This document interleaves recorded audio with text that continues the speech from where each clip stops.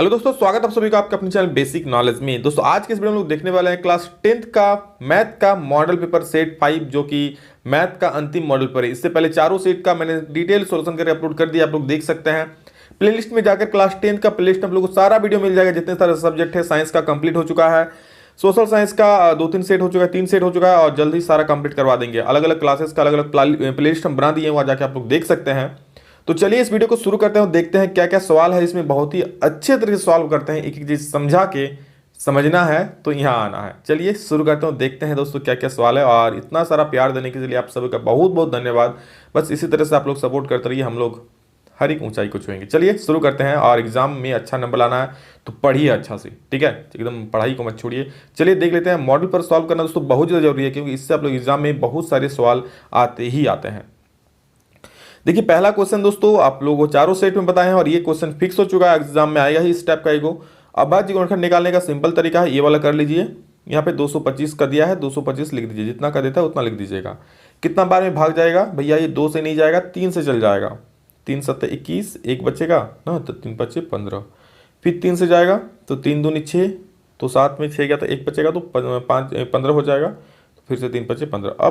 अब ये चल जाएगा 5 से, 5 5 25, फिर 5 से चल जाएगा 5 एकम 5। मतलब क्या हो रहा है? 3 गुना 3 गुना 5 गुना 5, 3 गुना 3 गुना 5 गुना 5, that is option number A is the right answer. और इसी के साथ अगला सवाल आ गया हम लोग सामने। 2 नंबर क्या बोल रहा है? 130 तथा 420 का महत्तम समावर्तक दिया है 10, यानी कि एचसीएफ दे दिया है 10। तो 130 और 420 का आप लोगों को लघुत्तम समावर्तक यानी कि एलसीएम निकालना है। देखिए ये सवाल बहुत इंपॉर्टेंट है, मैंने आप लोगों को मॉडल पर आने से पहले भी बताया था कि ये सवाल फिक्स है इस टाइप का, ठीक है। तो सिंपल से फॉर्मूला याद रखिएगा, कोई भी दो संख्या जो होगा उसका गुणनफल मतलब उसका गुना, मतलब क्या, दो संख्या 130 गुना 420, उसका गुना बराबर होता है एलसीएम इंटू एचसीएफ, ठीक है। एलसीएम इंटू एचसीएफ, तो एलसीएम तो आपको निकालने बोला है, ठीक है, और इंटू एचसीएफ दे दिया है। कितना एचसीएफ दिया है? 10, तो 10 लिख देंगे। चलिए अब देखिए 10 गुना में इधर के बटा भाग हो जाएगा, तो 1 से 0 1 0 कट जाएगा। 130 को 42 से गुना कर दीजिए, आंसर आप लोग का आ जाएगा। और इसका दोस्तों आंसर कितना होगा? 2 तिया 6। तो आई थिंक इसका आंसर दोस्तों आपका ऑप्शन नंबर सी होना चाहिए, ठीक है, निकाल लीजिएगा। चलिए नेक्स्ट क्वेश्चन देख लीजिए। यदि एचसीएफ दे दिया है, सेम क्वेश्चन उसी प्रकार का एचसीएफ दिया है दो संख्याओं का, किस, आप देखिए इसमें अच्छा है, आप लोग का एचसीएफ दिया हुआ है और एलसीएम भी दिया हुआ है, तो आपको एक संख्या निकालने बोला है, ठीक है। संख्या क्या क्या है? ए और 8, मतलब आपको ए का वैल्यू निकालने बोला है। तो संख्या ए और 8 है तो हम करेंगे दोनों संख्याओं का गुणनफल, मतलब ए गुना 8, क्योंकि एक संख्या ए है और दूसरा संख्या 8 है। दोनों संख्याओं का गुणनफल बराबर एलसीएम इंटू एचसीएफ। तो एलसीएम कितना है देख लीजिए, एलसीएम कितना है? 24, तो 24 और गुना एचसीएफ कितना है? देखिए एचसीएफ 4, तो 4। कुछ कटेगा जी? बिल्कुल सर कट जाएगा। 4 दूनी 8। अब ये 2 बार, अरे यार 2 को 12 बार में काट दीजिए, 12 से कट जाएगा।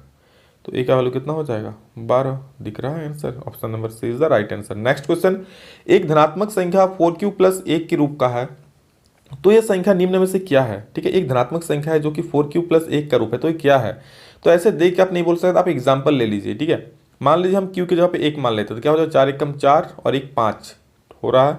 अगर हम 2 ले लेते हैं क्या होगा? 4 दूनी 8 और 1 9, ठीक है। अगर 3 ले लेते हैं क्या हो जाएगा?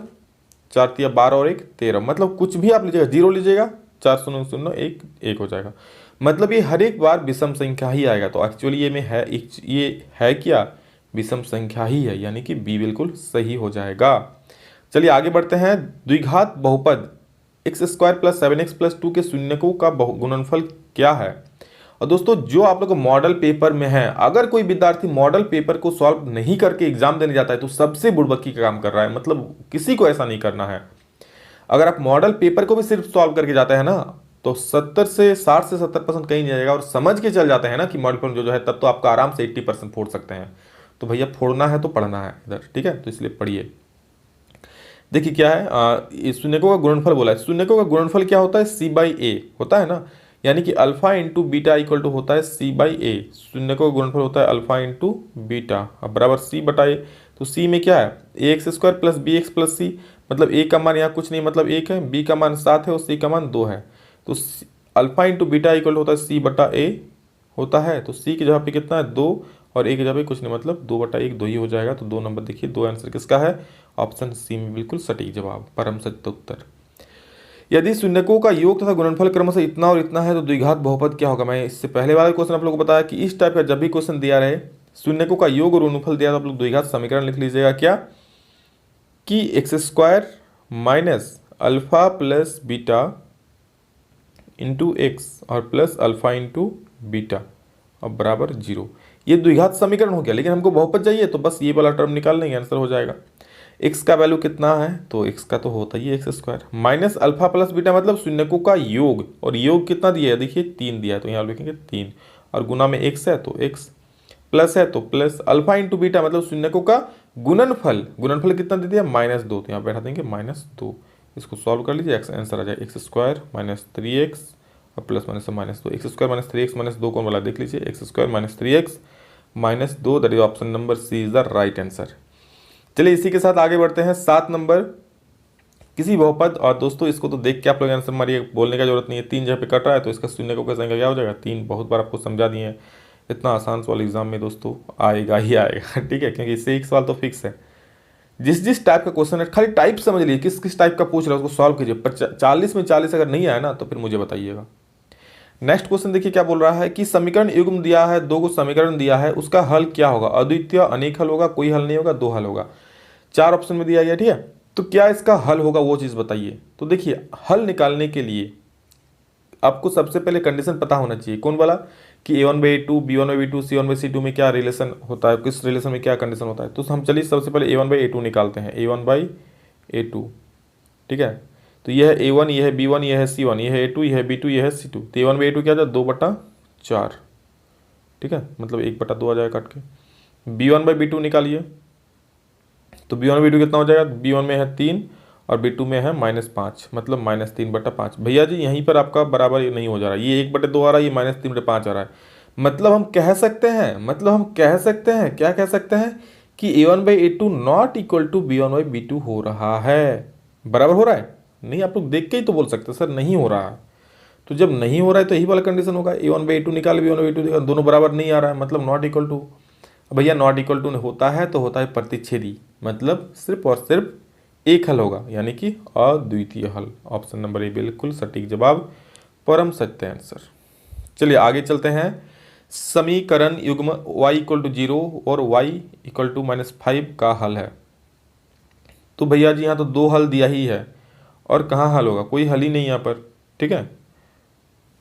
का हल कितना है, सिर्फ 2 ही, एक बार y इक्वल टू 0 है, एक बार y इक्वल टू -5, और कोई हल आप कैसे निकाल सकते हैं, नहीं, दोनों मिला के 2 हल है तो 2 हल सही हो जाएगा। चलिए आगे बढ़ते हैं। समीकरण 2 को दिया है कि द्वारा निरूपित रेखाएं, सेम उसी प्रकार का a1/a2 b1/b2 c1/c2 निकालना है। तो सबसे पहले चलिए हम a1/a2 निकाल लेते हैं। a1 कितना है जी, तो 6 है, a2 कितना है जी, तो 3 है, कट के आ जाएगा 2/1, बहुत बढ़िया। b1/b2 निकालिए, b1/b2 निकालिएगा, b1 कितना है जी -2, b2 कितना है जी -1, कट के ये भी 2/1 आ जाएगा, बहुत बढ़िया।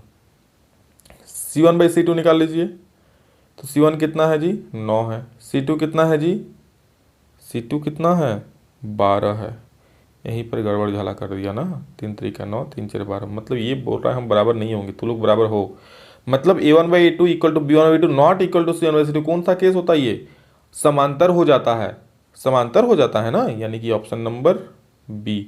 भैया फॉर्मूला जरूर याद रखिए, ठीक है भाई। आप लोग का मॉडल पर सॉल्व करने के बाद ये जब मैं बहुत अच्छे से और आप लोग को बताऊंगा एक बार। नेक्स्ट क्वेश्चन 11 नंबर देखिए, यदि x + 3y = 5 और 2x - y = 3 तो x का मान क्या होगा। तो इसको दोस्तों सॉल्व करना होगा आप लोगों को, ठीक है। देखिए कैसे सॉल्व कीजिएगा, x + 3y = कितना है 5, और एक क्या दिया है, और एक दिया है 2x - y, तो 2x - y = क्या दिया है 3। तो x का वैल्यू निकालना है ना, तो आप लोग क्या कीजिएगा, इससे x का वैल्यू निकालिए और इस समीकरण में पुट कर दीजिए। इससे अगर x का वैल्यू निकालते तो क्या आ जाएगा, x = 5 - 3y हो जाएगा, 3y होगा ना। तो यहाँ पर बैठा दीजिए, वो क्या होगा, x की जगह पे 5 - 3y, ये वाला जो x का वैल्यू निकला, ठीक है, ये वाला जो निकला वो यहाँ पर हम बैठा दिए ये x के जगह पे, समीकरण 2 में, ये समीकरण 2 है, ये समीकरण 1 है, ठीक है। तो 5 - 3y और माइनस में क्या है, माइनस में है y और बराबर में क्या है 3, ठीक है।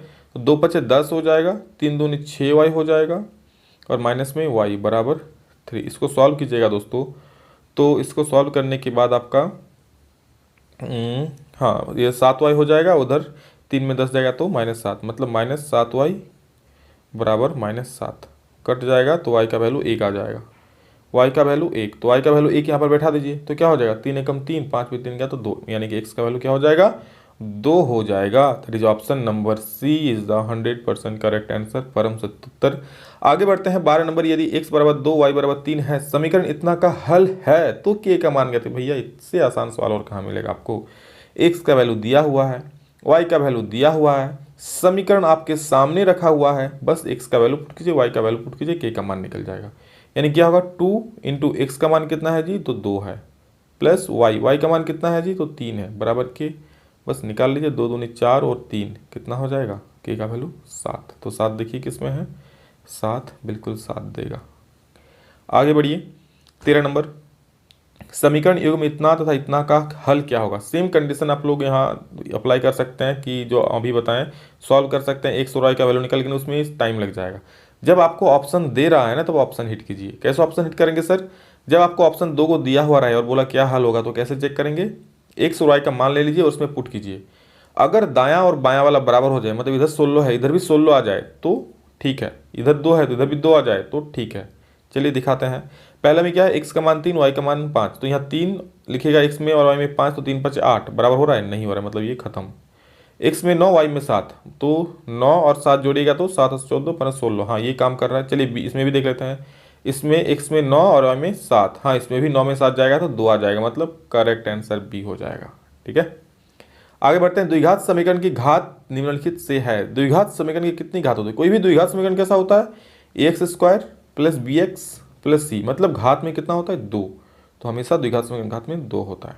ठीक है, अगला सवाल, द्विघात समीकरण एक दिया हुआ है का मूल कैसा होगा, वास्तविक तथा समानता। मूल जानने के लिए आपको डी निकालना पड़ेगा भैया। डी बराबर निकालिए, क्या होता है B square minus 4ac, D का फॉर्मूला ही होता है B square minus 4ac। B square मतलब यानी -6 का स्क्वायर माइनस 4ac, तो -4 इंटू ए का मान कितना एक्स स्क्वायर, इसका ए का मान कितना एक्स स्क्वायर में कुछ नहीं है तो 1, और इंटू सी का मान कितना, सी का मान है 1, तो 6 चौक 36 -4 हो जाएगा 32। 32 है, यानी कि क्या हो जाएगा 32 है तो हो जाएगा मूल वास्तविक होगा, बट असमान होगा। क्यों सर असमान क्यों होगा, क्योंकि d ग्रेटर देन 0 है। ठीक है, तो जब 0 से बड़ा रहता है तो मूल वास्तविक होता है और असमान होता है। हाँ अगर 0 हो जाए, d का वैल्यू 0 आता तो होता वास्तविक और समान। ठीक है, लेकिन यहाँ पर वास्तविक असमान होगा क्योंकि 0 नहीं आया। अगला सवाल पूछा है X square plus 3x plus 2 बराबर 0, मूल अल्फा और बीटा है, तो अल्फा प्लस बीटा का वैल्यू पूछा है। हम लोग जानते हैं दोस्तों, अल्फा प्लस बीटा बराबर होता है -b/a, जानते हैं शून्य का गुणनफल होता है अल्फा प्लस बीटा और -b/a। तो यहाँ पर देखिए b का वैल्यू कितना है 3 है, तो यहाँ पर माइनस का माइनस 3 का 3, और बटा a का वैल्यू कितना है कुछ नहीं है तो 1, यानी कि -3 ही हो जाएगा। तो -3 देखिए किसमें है, ऑप्शन नंबर डी। तो चलिए अगला सवाल देखते हैं। अगला सवाल 17 नंबर क्या बोल रहा है, द्विघात समीकरण x square minus 6x plus 3 का विभक्त करें, यानी कि फिर से डी निकालना है। तो देख लीजिए डी बराबर क्या हो जाएगा B square minus 4ac, B square यानी कि -6 का स्क्वायर और -4ac, तो 4 ए की जगह पे 1 है और सी की जगह पे 3 है, तो 6 का स्क्वायर हो जाएगा 36 और 4 तिया 12, 36 में 12 माइनस कर दीजिएगा तो यहाँ 4 हो जाएगा, 3 में जाएगा 2। भैया यहाँ तो आपका आ रहा है 24, कुछ गलती किया क्या मैंने, विभक्तिकर यानी कि डी होता है, डी इक्वल टू 24 आ रहा है, बट कहीं भी आंसर आपका 24 नहीं है, तो मुझे लग रहा है दोस्तों 24 ही होगा। ठीक है, शायद ऑप्शन इसका गलत दिया हुआ होगा। चलिए आगे बढ़ते हैं 18 नंबर, यदि द्विघात समीकरण कोई वास्तविक मूल नहीं हो तो निम्न में से कौन हो सकता है। द्विघात समीकरण वास्तविक मूल नहीं है, यानी कि क्या होगा अवास्तविक होगा। तो अवास्तविक के लिए सिर्फ और सिर्फ एक कंडीशन होता है, क्या होता है B square minus 4ac not equal to less than 0, ये अवास्तविक होता है, वास्तविक नहीं होता है। यदि द्विघात समीकरण का मूल समान हो तो k का मान ज्ञात कीजिए। मूल समान है, ठीक है, मूल समान है यानी कि क्या निकालना है आपको, d बराबर 0 होता है। ठीक है, d बराबर क्या हो जाएगा 0, क्यों हो जाए, क्योंकि मूल समान है। तो d का वैल्यू क्या होता है बी स्क्वायर मतलब -2 का स्क्वायर -4ac, तो -4 इंटू ए की जगह पे कुछ नहीं है 1 और इंटू सी की जगह पे k बराबर 0 होता है। तो 2 का स्क्वायर हो जाएगा 4 और -4 इंटू के, तो 4k बराबर 0। इस यहाँ से k का वैल्यू निकाल लीजिए, k का वैल्यू आ जाएगा 1 कट के, ठीक है। डायरेक्ट में कहता था 1 आ जाएगा 4 कट के, तो 1 कहाँ है, यहाँ पर है, तो बिल्कुल सटीक जवाब हो जाएगा। चलिए आगे बढ़ते हैं, अगला सवाल देखते हैं हम लोग। 20 नंबर द्विघात समीकरण दे दिया है का मूल प्राप्त करें, तो मूल के लिए आप लोग वही कीजिएगा, 6 को तोड़ दीजिएगा 3 में और 2 में, इसको आराम से आप बना सकते हैं। चलिए बना ही देते हैं। x², x को लिखिएगा -3x और +2x और -6, इसमें कॉमन आएगा, x कॉमन आ जाएगा तो बचेगा x -3 और यहाँ प्लस में 2 कॉमन आएगा तो बचेगा x -3। इसको आगे सॉल्व कीजिएगा तो एक हो जाएगा x -3, एक हो जाएगा x +2। इसको सॉल्व कीजिएगा दोस्तों तो एक हो जाएगा x बराबर 3, एक को 2 -2, तो 3 और -2 आंसर हो जाएगा, क्योंकि यहाँ से क्या 3 निकल जाएगा, यहाँ से क्या -2 निकल जाएगा, यानी कि 3 और -2 सही हो जाएगा। 3 और -2 किसमें, ऑप्शन नंबर सी बिल्कुल सटीक जवाब है। आगे बढ़ते हैं। 21 नंबर बोल रहा है प्रथम पद ए तथा सारवंतर डी वाला एक एपी का एनवा पद है। प्रथम पद ए तथा सारवंतर डी वाला एक एपी का एनवा पद है। एनवा पद का फॉर्मूला क्या होता है, N equal to A plus N minus 1 into D. Formula देखिए, मैं कहा था आप लोग को, देखिए फॉर्मूला याद रखिए, डायरेक्ट फॉर्मूला पूछेगा और फॉर्मूला से भी क्वेश्चन सिंपल पूछेगा, यानी कि हार्ड पूछने वाला है नहीं, इसलिए फॉर्मूला याद रखना बहुत ज़्यादा जरूरी है। नेक्स्ट, एपी का 30वां पद, 30वां पद मतलब a + 29d, A 30 equal to हम लोग जानते हैं क्या होगा, a + 29d, ठीक है। एक मिनट, अरे भाई रुक जाओ, d, ठीक है। अब इसमें क्या करेंगे, a कितना है तो 10 है, +29 इंटू डी कितना है, तो डी आप लोग देख सकते हैं, 7 में से 10 घटा दीजिए -3 आ जाएगा, ठीक है। तो गुना कीजिए और इसको जोड़ के निकाल लीजिए, आंसर आ जाएगा, ठीक है। 30वां पद यहाँ पर निकल जाएगा,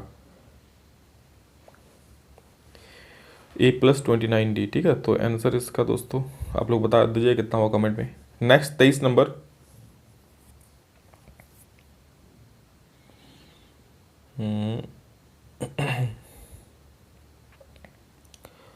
एपी दिया हुआ है का कौन सा पद 27 होगा, ठीक है। एपी का कौन सा पद 27 होगा, तो दोस्तों एपी का कौन सा पद 27, मतलब आपको पद दे दिया है, ठीक है। एन दे दिया है आपको 27, कितना 27, आपको वो एन का वैल्यू निकालना है, ठीक है। एन बराबर क्या होगा दोस्तों, मैंने पिछले वीडियो आप लोगों को यहाँ बताया था कैसे निकालने वाला क्वेश्चन। बस ए का वैल्यू 5 है, डी का वैल्यू कितना हो जाएगा, 7 - 5 2 हो जाएगा।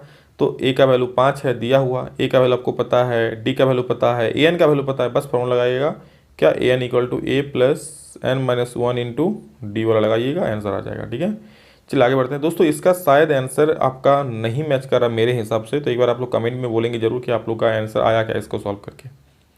नेक्स्ट क्वेश्चन, प्रथम 15 विषम संख्याओं का योग क्या होगा। प्रथम 15 विषम संख्याओं का योग, देखिए अच्छा क्वेश्चन है। प्रथम 15 विषम संख्या क्या क्या होगा भैया, पहला संख्या 1 होगा, दूसरा संख्या 3 होगा, उसके बाद 5 होगा, इस तरह।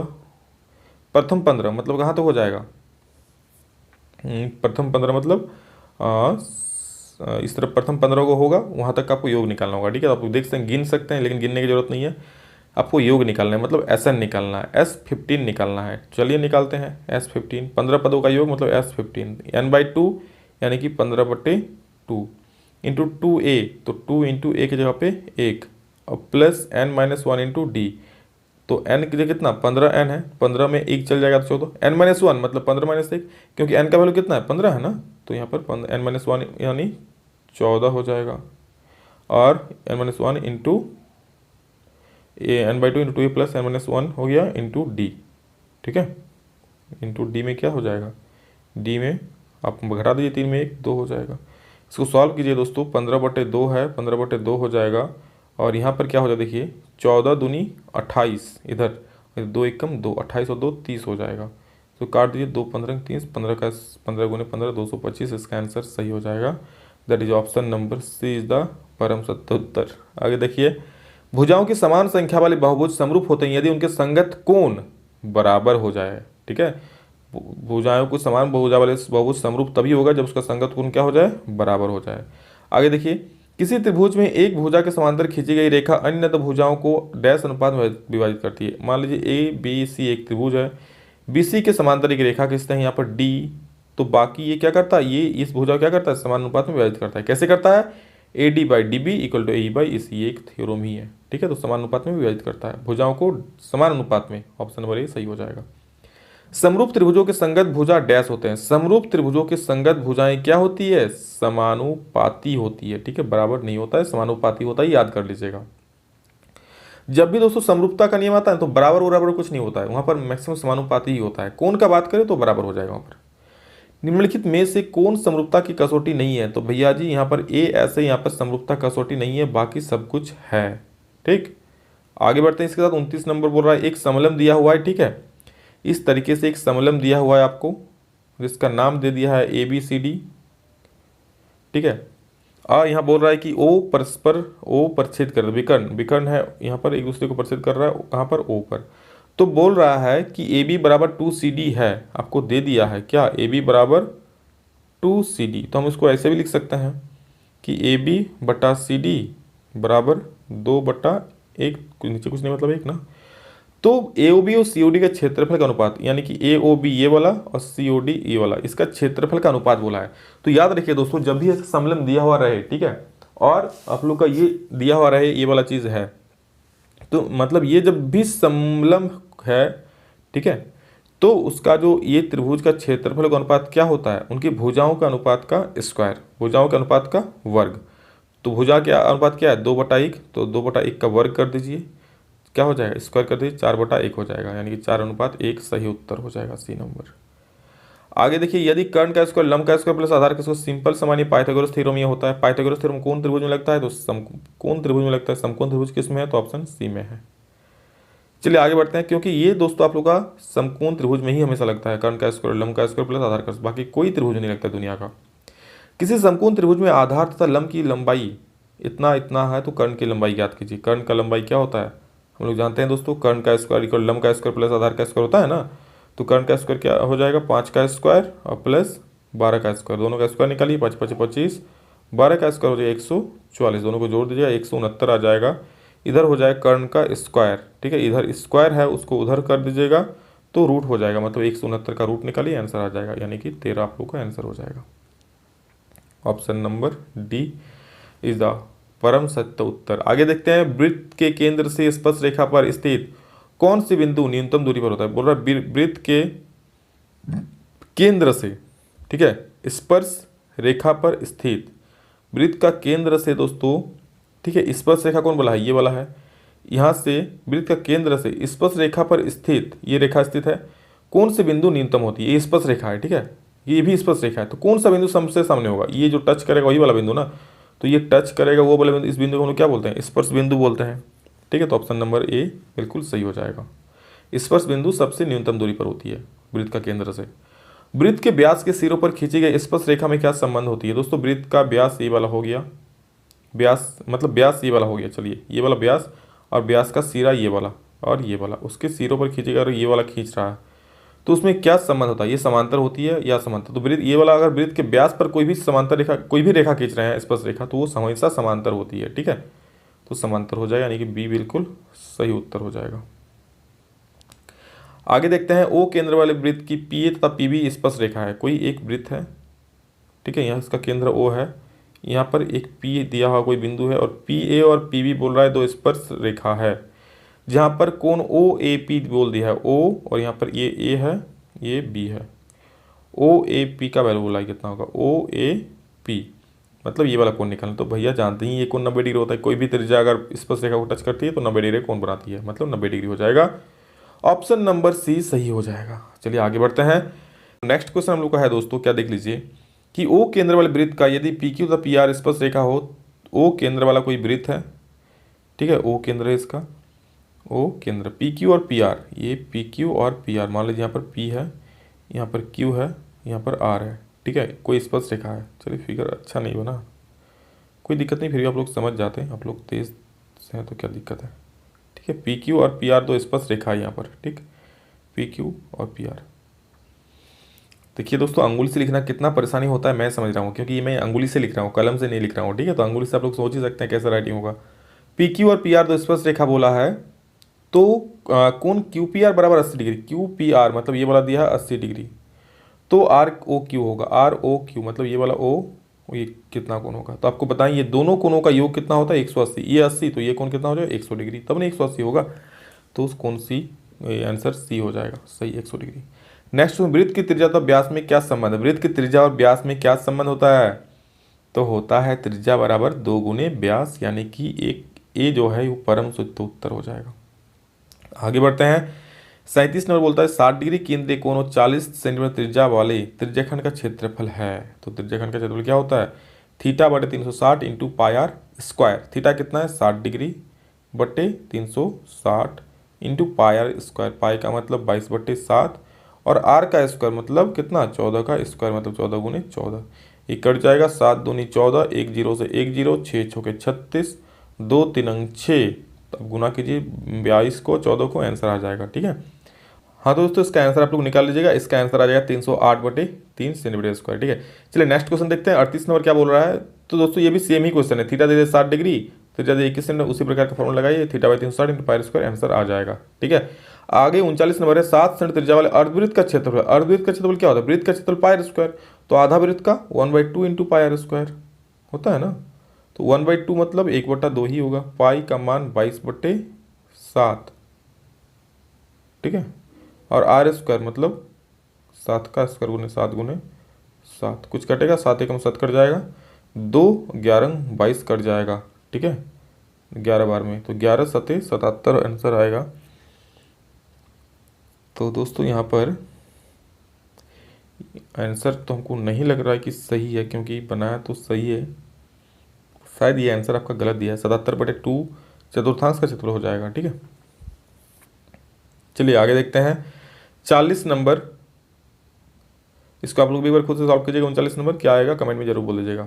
40 नंबर, यदि वृत्त की कोई जीवा वृत्त की त्रिज्या के बराबर हो तो केंद्रीय कोण का मान क्या होगा? ठीक है, वृत्त की कोई जीवा वृत्त की त्रिज्या के बराबर है, कोई वृत्त की, ये वृत्त है, वृत्त का कोई जीवा है, वो केंद्रीय कोण के वृत्त की जीवा है। ठीक है, वो त्रिज्या के बराबर, ये अगर त्रिज्या है मतलब इसके बराबर है, मतलब ये सभी भुजा के आपस में बराबर हो गया।